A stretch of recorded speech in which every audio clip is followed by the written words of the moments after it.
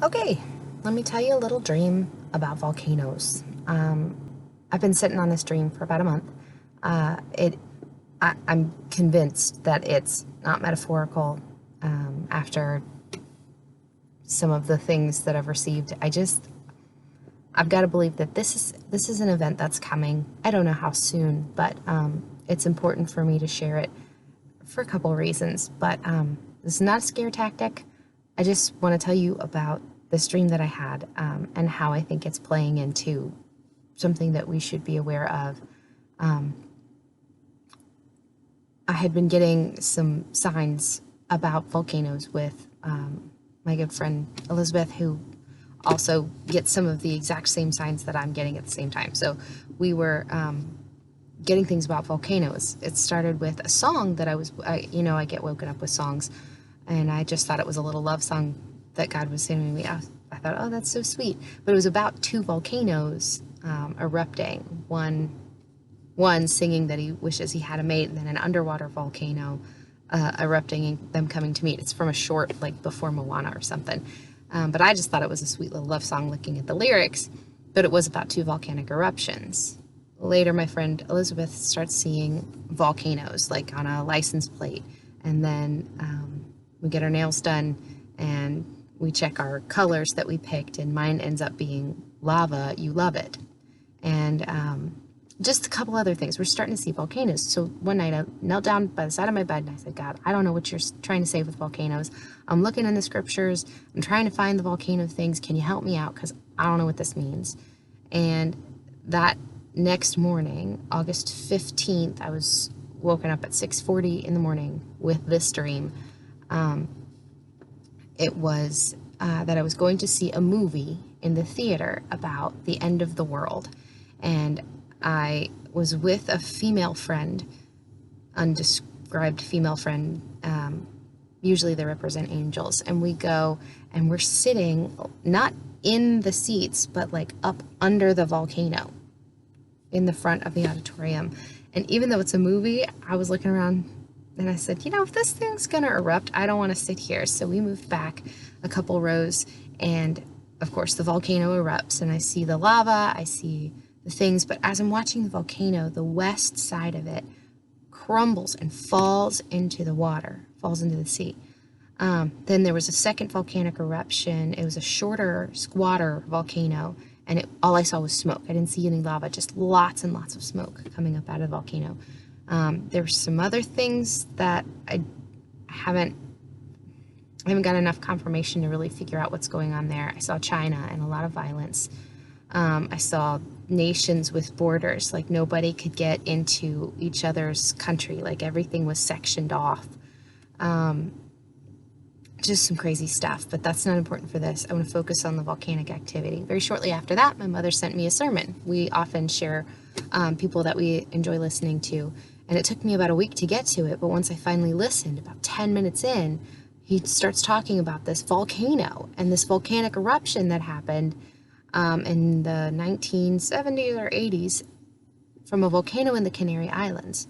And if this volcano erupts again, it's likely to crumble. And if it crumbles in a certain direction, west, it will send a tsunami to the east coast of the United States. If you don't know who I am, I live on the east coast of the United States. So all of this seems very pertinent. So what do you do with this information? First of all, you take it to God and you pray. I haven't received anything like you need to get out of Dodge and sell your house and move. But I will say that I'm continuing to ask God, Lord, please keep me and my family in the right place at the right time. God, show me where our next steps are. I'm not afraid of a natural disaster. Help me, Lord, prepare if I need to prepare for something. Help me to prepare others if I need to help others prepare for something. But I want to tell you that I did see this. I do believe that it's a coming event. How soon, I couldn't tell you. It could be years out.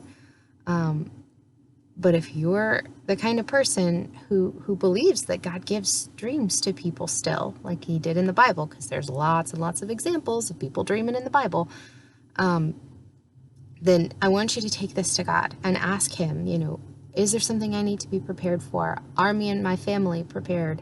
Lord, please keep us and direct us, help us to be in the right place at the right time, because he will do all those things, even if you don't hear clearly from him. All of this, he brought me then to Joel. Let me get to the book of Joel. Joel is one of the Old Testament prophets. Really good book. It's only 3 chapters. I really suggest that you go read it. But in Joel chapter 2, at the very end, it's talking about the day of the Lord, which is the day of judgment, which is the end of the world.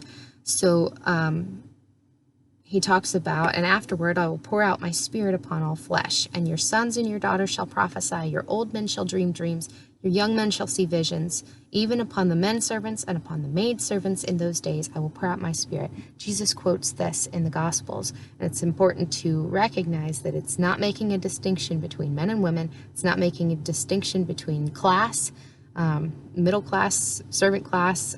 It's all people. Old, young, in the middle, all people. And I will show signs and wonders in the heavens and on earth, blood and fire and columns of smoke. Caught my attention. The sun shall be turned into darkness and the moon into blood before the great and terrible day of the Lord comes. And whoever shall call on the name of the Lord shall be delivered and saved. For in Mount Zion and in Jerusalem there shall be those who escape, as the Lord has said. And among the remnant shall be those whom the Lord calls. Take this information, and if you're somebody who watches this just because it's interesting to listen to other people's dreams, that's cool. But if you haven't asked yourself very seriously the question, is there a God, and come to an answer for that, now is the time, because there is a God. Even the most smart scientists that study the space and the cosmos will tell you that the beginning of the world cannot be explained without a creator, an intelligent designer, because our solar system is so fine-tuned for life on this one planet. It's just crazy stuff. Start somewhere. If you've never decided to just take it and run with it, can I just challenge you that for 1 week you would consider not only is there one true God, but that he sent his son Jesus to die for you and to redeem all of mankind so that we could be with him forever, because he doesn't force people into a relationship with him. He doesn't make people love him. He didn't make people robots. He made them with free will so that they could choose what they wanted and who they wanted. If you're a parent, you know that having children is an amazing thing. It adds to your life. But children are not necessity. They're not a necessity in order to live life. You can have a great life and not have children. It's, people do it all the time. But when you have children, the purpose is to be in relationship with them, to teach them, to grow them. You get to see how different they are from you. You get to enjoy what they enjoy. You hurt when they hurt. God is the ultimate parent. He gave us free will. He wants to be in relationship with us, but he cannot force you. He will not force you to be in a relationship with him. It's a free choice. So if you've never taken this challenge, just take a minute. Take 1 week. Read a Bible. You can get it for free on your phone. There's apps called YouVersion. Go to YouVersion. Get the NIV. It's easy to read. Read the Gospels. Just the Matthew, Mark, Luke, and John in the New Testament. Just read something about Jesus. Really take 1 week and have a go at it. And if nothing happens to you, something will happen to you. Just take 1 week. That's all I'm asking. All I'm asking. Because I believe that we're real close to the finish line. Everything that I keep getting suggests that we are closer and closer to the finish line. All the prophetic events that are happening in the Middle East, all of the prophetic events that are happening in the sky, in the heavens. There will be signs in the heavens. Look, all of the things that are happening suggest to me that the finish line is very close. It's very close. And if you've never, ever considered it, just because every Christian you ran into was trying to beat you over the head with a Bible, or every person that you ran into who had Jesus on their lips was two-faced, those people are out there. I'm sure I've been one of them. But I need you to know that the God behind it all is real. Even if we're imperfect reflections of him, he's real. He's so real. He's so real. Just look into it for 1 week. Say a simple prayer.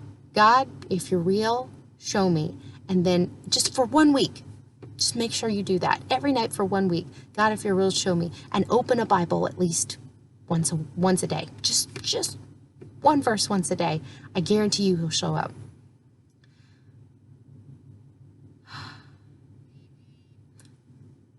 This is the time to make sure that you really know what you know.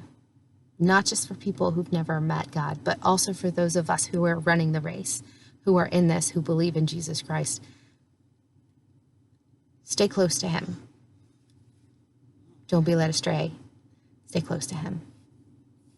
Lord, I ask that you would just bless and keep all of the people watching this, that you would radically show up for some of those who have never seen you in a way that makes them passionate about you before. I pray all this in Jesus' name. Amen. Have a great day.